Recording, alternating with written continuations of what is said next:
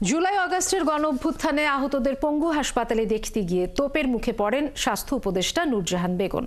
এ সময় তার সাথে ছিলেন British high commissioner Sarah Cook. আহতদের সুচিকিৎসা, আর্থিক সহযোগিতা ও পুনর্বাসনের বিষয়ে স্বাস্থ্য উপদেষ্টা কোনো কথা না বলায় প্রথমে হাসপাতাল চত্বরে বিক্ষোভ ও পরে শেরেবাংলা নগরে সড়ক অবরোধ করেন আহত শিক্ষার্থীরা। আরও জানাচ্ছেন শফিকুল হক। জুলাই আগস্টের অভ্যুত্থানে আহত অনেক শিক্ষার্থীর চিকিৎসা চলছে শেরেবাংলা নগরে পঙ্গু হাসপাতালে। আহতদের চিকিৎসায় সহায়তা করছেন যুক্তরাজ্য থেকে আসা দুজন বিশেষজ্ঞ চিকিৎসক। সকালে ব্রিটিশ হাই কমিশনার সারাহ কুককে সাথে নিয়ে আহতদের অবস্থা দেখতে হাসপাতালে আসেন স্বাস্থ্য উপদেষ্টা নূরজাহান বেগম। পরিদর্শনের সময় স্বাস্থ্য উপদেষ্টার কাছে কিছু দাবি দেওয়া নিয়ে কথা বলতে যান আহত শিক্ষার্থী ও তাদের স্বজনরা, কিন্তু এক পর্যায়ে শুরু হয় বাকবিতণ্ডা। তোপের মুখে দ্রুত হাসপাতাল ছাড়ার চেষ্টা করেন স্বাস্থ্য উপদেষ্টা ও ব্রিটিশ হাই কমিশনার। তবে বিক্ষোভকারীরা তাদের গাড়ি ঘিরে ধরেন। এক পর্যায়ে নিরাপত্তারক্ষী ও চিকিৎসকদের সহযোগিতায় পঙ্গু হাসপাতাল ছাড়েন তারা।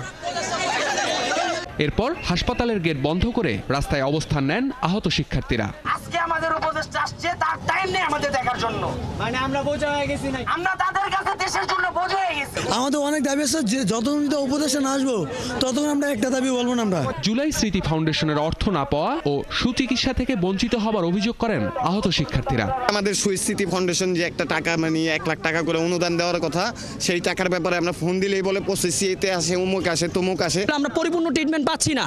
আমাদের এখানে অনেকে ভুল ট্রিটমেন্ট দেওয়া হচ্ছে, অনেকে সঠিক সময় ট্রিটমেন্ট না পাওয়ার কারণে অনেকে দেখা গেছে হাত পা এমন কেটে ফেলা হচ্ছে। সবাই বলতেছে যে আমরা নাকি অনেক সহযোগিতা পেয়েছি সরকার থেকে, এখন পর্যন্ত সিঙ্গেল একটা টাকা আমাদের কোনো সহযোগিতা করেনি। দুপুরের পর থেকে শেরেবাংলা নগরের গুরুত্বপূর্ণ সড়কটি অবরোধের কারণে বন্ধ হয়ে যায় যান চলাচল। জরুরি সেবা ছাড়া বাধার মুখে পড়ে সব ধরনের যানবাহন। আজকে দুপুর 1:30টার পর থেকে ওনারা রাস্তা আটকে আন্দোলন করছেন, ওনাদের দাবি দেওয়া জানাচ্ছেন।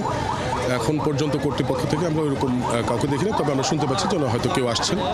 আর আমরাও ওনাদেরকে বোঝানোর চেষ্টা করেছি রাস্তাটা ছেড়ে যান চলাচল স্বাভাবিক করে দেওয়ার জন্য। ওনারা আমাদের কথাবার্তা শুনছেন, আবার আন্দোলনে ফিরে যাচ্ছেন, আন্দোলন করছেন।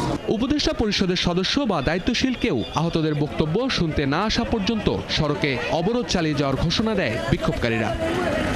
শফিকুল হক, ৭১, ঢাকা।